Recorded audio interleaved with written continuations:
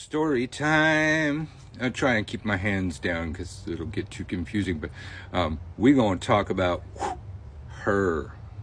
Wait, the big one in the middle. Wait, ooh, can I zoom in? Look at that. I never knew that. Her.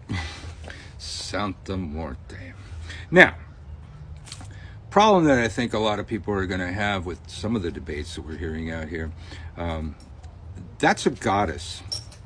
And I've often said gods don't recognize borders and they don't care about your political affiliation or any of the bigotries that you have. They're going to go where they're going to go. They're going to travel to foreign lands. Santa Muerte has been moving her way north for quite a while. I even have a video about that on YouTube. You should go over there and see that. And you could see my full collection at the time. I believe I showed the full collection.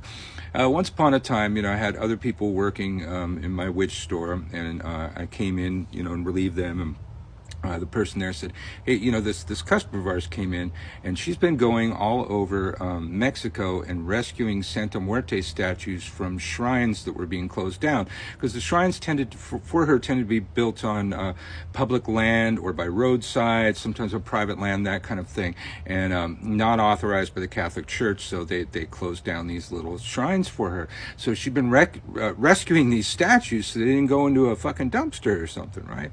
And was wondering, because in my shop, there was altars for everything, every corner. There was a worship space for something. I didn't have a whole lot of retail space by comparison, but I got to hurry up. I'm already halfway through. Anyway, he said, she asked if we would be willing to house some of those statues for her and give them a space for worship. And I said, okay, I don't know who she is, but she looks cool.